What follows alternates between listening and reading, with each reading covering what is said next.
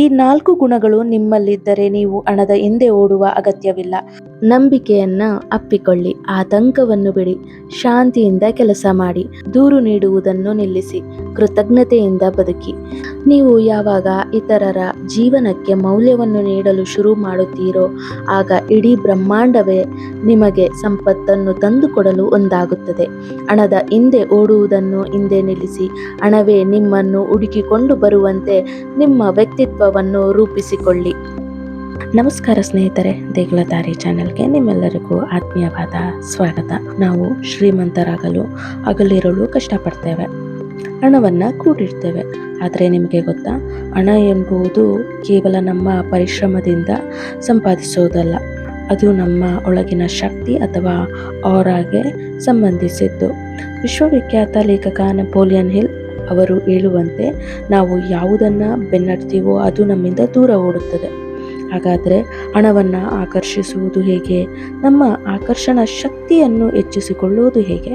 ಇಂದಿನ ವಿಡಿಯೋದಲ್ಲಿ ಈ ಎಲ್ಲ ರಹಸ್ಯಗಳನ್ನು ತಿಳಿಯೋಣ. ಅದಕ್ಕಿಂತ ಮುಂಚೆ ಯಾರೆಲ್ಲ ನಮ್ಮ ಚಾನಲ್ನ ಇನ್ನೂ ಸಬ್ಸ್ಕ್ರೈಬ್ ಮಾಡ್ಕೊಂಡಿಲ್ಲ, ದಯವಿಟ್ಟು ಸಬ್ಸ್ಕ್ರೈಬ್ ಮಾಡ್ಕೊಳ್ಳಿ. ಹಾಗೆ ಪಕ್ಕದಲ್ಲಿರೋ ಬೆಲ್ ಐಕಾನ್ನ ಕ್ಲಿಕ್ ಮಾಡಿ. ನಾನು ಯಾವುದೇ ಒಂದು ಹೊಸ ವಿಡಿಯೋ ಅಪ್ಲೋಡ್ ಮಾಡಿದ್ರು ಫಸ್ಟ್ ನೋಟಿಫಿಕೇಷನ್ ನಿಮಗೆ ಬಂದು ತಲುಪುತ್ತೆ. ಹಾಗೆ ವಿಡಿಯೋ ಇಷ್ಟ ಆದಲ್ಲಿ ವಿಡಿಯೋವನ್ನು ಲೈಕ್ ಮಾಡಿ, ನಿಮ್ಮ ಸ್ನೇಹಿತರೊಂದಿಗೆ, ಕುಟುಂಬದವರೊಂದಿಗೆ ಹಂಚಿಕೊಳ್ಳಿ.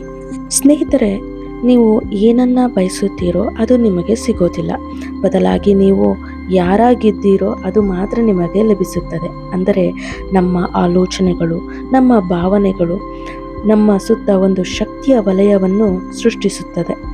ನೀವು ಯಾವಾಗಲೂ ಹಣದ ಕೊರತೆಯ ಬಗ್ಗೆ ಯೋಚಿಸುತ್ತಿದ್ದರೆ ಬ್ರಹ್ಮಾಂಡವು ನಿಮಗೆ ಮತ್ತಷ್ಟು ಕೊರತೆಯನ್ನೇ ನೀಡುತ್ತದೆ. ಏಕೆಂದರೆ ಬ್ರಹ್ಮಾಂಡಕ್ಕೆ ನಿಮ್ಮ ಮಾತುಗಳಿಗಿಂತ ನಿಮ್ಮ ಒಳಗಿನ ವೈಬ್ರೇಷನ್ ಅತಿ ಮುಖ್ಯ. ನಿಮ್ಮ ಆಸೆ ಮತ್ತು ನಿಮ್ಮ ನಂಬಿಕೆಗಳು ಒಂದೇ ದಿಕ್ಕಿನಲ್ಲಿ ಇರಬೇಕು ಅಂದರೆ ಮೊದಲಿಗೆ ಹೊಂದಾಣಿಕೆ ಇರಬೇಕು, ಅಂದರೆ ಅಲೈನ್ಮೆಂಟ್ ಇರಬೇಕು. ಅದು ಹೇಗೆ ಅಂತ ಅಂದರೆ, ಈಗ ಉದಾಹರಣೆಗೆ ಒಬ್ಬ ವ್ಯಕ್ತಿ ಹೊಸದಾಗಿ ಒಂದು ಬಿಸ್ನೆಸ್ ಶುರು ಮಾಡಬೇಕೆಂದು ಅಂದ್ಕೊಳ್ತಾನೆ ಅಂತ ಭಾವಿಸೋಣ. ಆತ ಹೊರಗಡೆ ಎಲ್ಲರಿಗೂ ನಾನು ದೊಡ್ಡ ಬಿಸ್ನೆಸ್ ಮ್ಯಾನ್ ಆಗ್ತೇನೆ ಎಂದು ಹೇಳ್ತಾನೆ. ಆದರೆ ಮನಸ್ಸಿನ ಒಳಗಡೆ ನನ್ನ ಬಳಿ ಅಷ್ಟು ಹಣವಿಲ್ಲ, ನಷ್ಟವಾದರೆ ಏನು ಮಾಡೋದು ಎಂದು ಭಯನೂ ಪಡ್ತಾ ಇರ್ತಾನೆ. ಇಲ್ಲಿ ಆತನ ಆಸೆ ಮತ್ತು ಆಲೋಚನೆಯ ನಡುವೆ ಹೊಂದಾಣಿಕೆನೇ ಇರೋದಿಲ್ಲ. ಇದು ಯಶಸ್ಸನ್ನು ದೂರ ಮಾಡುತ್ತೆ. ಈಗ ಅಲೈನ್ಮೆಂಟ್ನ ಹೇಗೆ ಮಾಡಬೇಕು ಅಂದರೆ, ಅವನ ಗುರಿಯ ಬಗ್ಗೆ ಸ್ಪಷ್ಟವಾಗಿರಬೇಕು. ನಾನು ಈ ಕೆಲಸವನ್ನು ಯಶಸ್ವಿಯಾಗಿ ಮಾಡುತ್ತೇನೆ ಎಂದು ಪೂರ್ಣವಾಗಿ ನಂಬಬೇಕು. ಆತನ ಆಲೋಚನೆ, ಯೋಜನೆ ಮತ್ತು ಪ್ರಯತ್ನ ಎಲ್ಲವೂ ಆ ಗುರಿಯ ಕಡೆಗೆ ಇರಬೇಕು. ಆವಾಗಲೇ ಅದು ಪೂರ್ಣ ಅಲೈನ್ಮೆಂಟ್ ಆಗೋದು. ಇನ್ನು ಎರಡನೇದಾಗಿ ವೈಬ್ರೇಷನ್, ಕಂಪನಗಳು.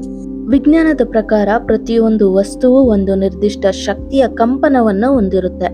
ನಮ್ಮ ಭಾವನೆಗಳು ಸಹ ಕಂಪನಗಳೇ, ಅಂದರೆ ವೈಬ್ರೇಷನ್.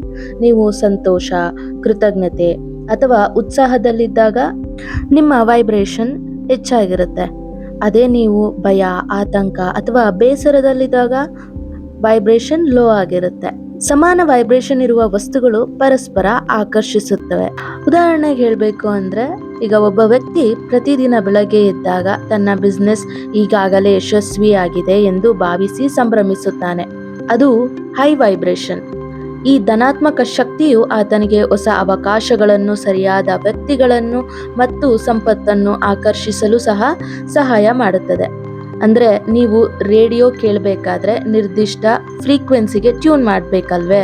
ಹಾಗಾಗಿಯೇ ನಿಮಗೆ ಸಂಪತ್ತು ಬೇಕೆಂದರೆ ನಿಮ್ಮ ಮನಸ್ಸನ್ನು ಮೊದಲು ಸಂಪತ್ತಿನ ಫ್ರೀಕ್ವೆನ್ಸಿಗೆ ಸೆಟ್ ಮಾಡಿಕೊಳ್ಬೇಕು. ಸಂಪತ್ತನ್ನು ಆಕರ್ಷಿಸಲು ನಿಮ್ಮ ಈ ಮನಸ್ಥಿತಿಯ ಬದಲಾವಣೆಯೇ ಮೊದಲ ಮೆಟ್ಟಿಲು. ಮೂರನೇ ಹಂತ ಮನಸ್ಸಿನ ತರಬೇತಿ, ಅಂದರೆ ಮೈಂಡ್ ಟ್ರೈನಿಂಗ್. ಸಂಪತ್ತು ಎನ್ನುವುದು ಮೊದಲು ಹುಟ್ಟುವುದು ನಮ್ಮ ಕಲ್ಪನೆಯಲ್ಲಿ, ಇಮ್ಯಾಜಿನೇಷನ್ನಲ್ಲಿ. ನಿಮ್ಮ ಕೈಯಲ್ಲಿ ಹಣ ಬರುವ ಮೊದಲೇ ನೀವು ಒಬ್ಬ ಯಶಸ್ವಿ ವ್ಯಕ್ತಿಯಂತೆ ಬದುಕಲು ಕಲಿಯಬೇಕು. ಶ್ರೀಮಂತರು ಸಾಕ್ಷ್ಯ ಸಿಗುವ ಮೊದಲೇ ನಂಬುತ್ತಾರೆ, ಆದರೆ ಸಾಮಾನ್ಯರು ಸಾಕ್ಷಿ ಸಿಕ್ಕ ಮೇಲೆ ನಂಬಲು ಕಾಯುತ್ತಾರೆ. ನಿಮ್ಮ ಹಳೆಯ ಬಡತನದ ಕಥೆಯನ್ನು ಹಿಂದೆ ಅಳಿಸಿ ಹಾಕಿ. ಮನಸ್ಸಿನ ತರಬೇತಿ ಅಥವಾ ಮೈಂಡ್ ಟ್ರೈನಿಂಗ್ ಎಂದರೆ ನಮ್ಮ ಆಲೋಚನೆಗಳನ್ನು ನಿಯಂತ್ರಿಸಿ ನಮಗೆ ಬೇಕಾದ ಗುರಿಯತ್ತ ಅವುಗಳನ್ನು ಕೇಂದ್ರೀಕರಿಸುವ ಒಂದು ಪ್ರಕ್ರಿಯೆ. ನೆಪೋಲಿಯನ್ ಹಿಲ್ ಅವರ ಪ್ರಕಾರ ನಮ್ಮ ಮನಸ್ಸು ಒಂದು ಫಲವತ್ತಾದ ಭೂಮಿ ಇದ್ದಂತೆ. ಅಲ್ಲಿ ನೀವು ಧನಾತ್ಮಕ ಆಲೋಚನೆಗಳ ಬಿತ್ತನೆ ಮಾಡಿದರೆ ಮಾತ್ರ ಯಶಸ್ಸಿನ ಬೆಳೆ ಸಿಗುತ್ತದೆ. ಮನಸ್ಸಿನ ತರಬೇತಿಯ ಬಗ್ಗೆ ಸರಳ ವಿವರಣೆ ಮತ್ತು ಉದಾಹರಣೆ ಹೇಳಬೇಕು ಅಂದರೆ, ನಮ್ಮ ಮನಸ್ಸಿನಲ್ಲಿ 2 ಭಾಗಗಳಿವೆ. ಜಾಗೃತ ಮನಸ್ಸು ಅಂದರೆ ಕಾನ್ಷಿಯಸ್ ಮೈಂಡ್, ಇದು ತರ್ಕಬದ್ಧವಾಗಿ ಆಲೋಚಿಸುತ್ತದೆ. ಉದಾಹರಣೆಗೆ, ನಾನು ಶ್ರೀಮಂತನಾಗಬೇಕು ಅಂತ. ಇನ್ನೊಂದು ಸೂಕ್ತ ಮನಸ್ಸು ಅಂದರೆ ಸಬ್ ಕಾನ್ಷಿಯಸ್ ಮೈಂಡ್, ಇದು ಭಾವನೆಗಳು ಮತ್ತು ಅಭ್ಯಾಸಗಳ ಸಂಗ್ರಹ. ಇಲ್ಲಿ ನೀವು ಏನನ್ನು ಆಳವಾಗಿ ನಂಬುತ್ತೀರೋ ಅದೇ ನಿಮ್ಮ ಜೀವನದಲ್ಲಿ ಸಂಭವಿಸುತ್ತದೆ. ಈ ಮೈಂಡ್ ಟ್ರೈನಿಂಗ್ ಅಂದರೆ ಜಾಗೃತ ಮನಸ್ಸಿನ ಮೂಲಕ ಸುಪ್ತ ಮನಸ್ಸಿಗೆ ಸಕಾರಾತ್ಮಕ ಸಂದೇಶಗಳನ್ನು ಪದೇ ಪದೇ ಕಳಿಸುವುದು. ಉದಾಹರಣೆಗೆ, ಒಬ್ಬ ವ್ಯಕ್ತಿಗೆ ಜನರೆದುರು ನಿಂತು ಮಾತನಾಡಲು ಬಹಳ ಭಯವಿದೆ ಎಂದು ಭಾವಿಸೋಣ. ಅವನು ವೇದಿಕೆಗೆ ಹೋಗುವ ಮೊದಲೇ ನಾನು ತಪ್ಪು ಮಾಡ್ತೇನೆ, ಜನರು ನನ್ನನ್ನು ನೋಡಿ ನಗ್ತಾರೆ, ನನಗೆ ನೆನಪಾಗೋದಿಲ್ಲ ಎಂದು ತನ್ನ ಮನಸ್ಸಿಗೆ ತಪ್ಪು ಸಂದೇಶ ನೀಡ್ತಾನೆ.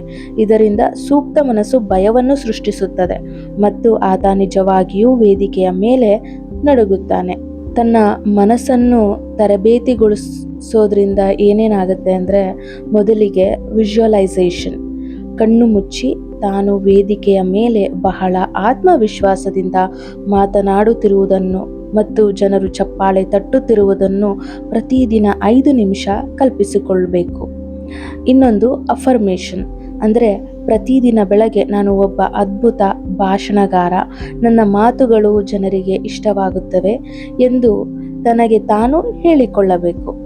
ಮೂರನೇದು ಭಾವನೆ ಅಂದರೆ ಫೀಲಿಂಗ್ಸ್, ಕೇವಲ ಯೋಚಿಸುವುದಲ್ಲದೆ ಆ ಗೆಲುವಿನ ಸಂಭ್ರಮವನ್ನು ಈಗಲೇ ಅನುಭವಿಸಬೇಕು. ಈ ರೀತಿ ಪದೇ ಪದೇ ಮಾಡುವುದರಿಂದ ಆತನ ಸುಪ್ತ ಮನಸ್ಸು ಅಂದರೆ ಸಬ್ ಕಾನ್ಷಿಯಸ್ ಮೈಂಡ್, ನಾನು ಒಬ್ಬ ಧೈರ್ಯಶಾಲಿ ಭಾಷಣಗಾರ ಎಂಬ ಹೊಸ ನಂಬಿಕೆಯನ್ನು ಒಪ್ಪಿಕೊಳ್ಳುತ್ತದೆ. ನಂತರ ಆತ ನಿಜವಾಗಿ ವೇದಿಕೆಗೆ ಹೋದಾಗ ಆತನಿಗೆ ಭಯವಾಗುವ ಬದಲು ಸಹಜವಾಗಿಯೇ ಆತ್ಮವಿಶ್ವಾಸ ಬರುತ್ತದೆ. ನೆಪೋಲಿಯನ್ ಹಿಲ್ ಹೇಳುವಂತೆ, ಹಣ ಬರುವ ಮೊದಲೇ ನೀವು ಯಶಸ್ವಿ ವ್ಯಕ್ತಿಯಂತೆ ಭಾವಿಸಲು ಕಲಿಯಬೇಕು.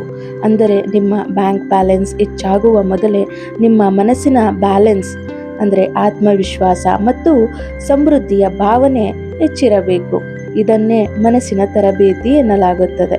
ವೀಕ್ಷಕರೇ, ಇನ್ನು ನೆಪೋಲಿಯನ್ ಹಿಲ್ ಅವರು ಸಂಪತ್ತನ್ನು ಆಕರ್ಷಿಸಲು 4 ಗುಣಗಳು ಅತಿ ಮುಖ್ಯ ಎನ್ನುತ್ತಾರೆ. ಈ 4 ಗುಣಗಳು ಕೇವಲ ಹಣ ಗಳಿಸುವುದರ ಬಗ್ಗೆ ಅಲ್ಲ, ಬದಲಾಗಿ ಹಣವನ್ನು ನಿಮ್ಮತ್ತ ಸೆಳೆಯುವ ಕಾಂತಿಯ ಶಕ್ತಿಯನ್ನು ಬೆಳೆಸಿಕೊಳ್ಳುವ ಬಗ್ಗೆ ವಿವರಿಸುತ್ತಾರೆ. ಮೊದಲಿಗೆ ಅಚಲ ನಂಬಿಕೆ. ಯಶಸ್ಸು ಸಿಗುತ್ತದೆಯೋ ಇಲ್ಲವೋ ಎಂಬ ಅನುಮಾನ ಮನಸ್ಸಿನಲ್ಲಿದ್ದರೆ ಆಕರ್ಷಣಾ ಶಕ್ತಿ ಕೆಲಸ ಮಾಡುವುದಿಲ್ಲ. ಅಂದರೆ, ನಾನು ಈ ಗುರಿಯನ್ನು ತಲುಪಿಯೇ ತೀರುತ್ತೇನೆ ಎಂದು ದೃಢವಾದ ನಂಬಿಕೆ ನಮ್ಮಲ್ಲಿರಬೇಕು. ಈ ಅಚಲ ನಂಬಿಕೆ ನಿಮ್ಮನ್ನು ಅದ್ಭುತ ಆತ್ಮವಿಶ್ವಾಸವನ್ನು ತುಂಬುತ್ತದೆ. ಎರಡನೇದು ತಾಳ್ಮೆ ಮತ್ತು ಪ್ರಸನ್ನತೆ. ಹಣದ ಹಿಂದೆ ಆತಂಕದಿಂದ ಓಡುವುದು ಕೊರತೆಯ ಮನೋಭಾವವನ್ನು ತೋರುತ್ತದೆ. ಗಾಬರಿಯಿಂದ ಅಥವಾ ಒತ್ತಡದಿಂದ ಕೆಲಸ ಮಾಡಬೇಡಿ. ನೀವು ಶಾಂತವಾಗಿದ್ದಾಗ ಮಾತ್ರ ಸರಿಯಾದ ನಿರ್ಧಾರ ತೆಗೆದುಕೊಳ್ಳಲು ಸಾಧ್ಯ. ಶಾಂತಿಯುತ ಮನಸ್ಸು ಯಶಸ್ಸನ್ನು ಬೇಗ ಆಕರ್ಷಿಸುತ್ತದೆ. ಮೂರನೇದು ನಡವಳಿಕೆ ಅಥವಾ ಏಕರೂಪತೆ. ನಿಮ್ಮ ಆಲೋಚನೆ ಒಂದು ಕಡೆ, ಮಾತು ಇನ್ನೊಂದು ಕಡೆ ಮತ್ತು ಮಾಡುವ ಕೆಲಸ ಮಗದೊಂದು ಕಡೆ ಇರಬಾರದು. ಉದಾಹರಣೆಗೆ, ನೀವು ಶ್ರೀಮಂತರಾಗಬೇಕು ಎಂದು ಆಲೋಚಿಸುತ್ತಾ ಹೊರಗಡೆ ಬಡತನವೇ ಲೇಸು ಎಂದು ಆಡಿಕೊಂಡು ಕೆಲಸ ಮಾಡದೆ ಸೋಮಾರಿಗಳಾಗಿದ್ದರೆ ಅಲ್ಲಿ ಏಕರೂಪತೆ ಇರುವುದಿಲ್ಲ. ನೀವು ಆ 3 ಆಲೋಚನೆ, ಮಾತು ಮತ್ತು ಕೃತಿ ಒಂದೇ ಗುರಿಯತ್ತ ಇರಬೇಕು. 4ನೇದು ಮೌಲ್ಯ ನೀಡುವುದು. ಜಗತ್ತು ನಿಮಗೆ ಹಣವನ್ನು ನೀಡಬೇಕೆಂದರೆ ನೀವು ಜಗತ್ತಿಗೆ ಏನಾದರೂ ಉಪಯುಕ್ತವಾದುದನ್ನು ನೀಡಬೇಕು.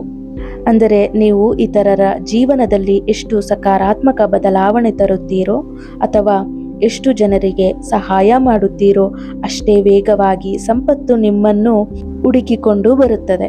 ಇದು ಕೊಟ್ಟು ಪಡೆಯುವ ಪ್ರಕೃತಿಯ ನಿಯಮ. ಈ 4 ಗುಣಗಳು ನಿಮ್ಮಲ್ಲಿದ್ದರೆ ನೀವು ಹಣದ ಹಿಂದೆ ಓಡುವ ಅಗತ್ಯವಿಲ್ಲ. ಬದಲಾಗಿ ನಿಮ್ಮ ವ್ಯಕ್ತಿತ್ವವೇ ಒಂದು ಮ್ಯಾಗ್ನೆಟ್ ಆಗಿ ಬದಲಾಗುತ್ತದೆ. ಆಗ ಸಂಪತ್ತು ಮತ್ತು ಅವಕಾಶಗಳು ತಾವಾಗಿಯೇ ನಿಮ್ಮ ಜೀವನಕ್ಕೆ ಹರಿದು ಬರಲು ಪ್ರಾರಂಭಿಸುತ್ತವೆ. ವೀಕ್ಷಕರೇ, ಕೊನೆಯದಾಗಿ ಒಂದು ಮಾತು.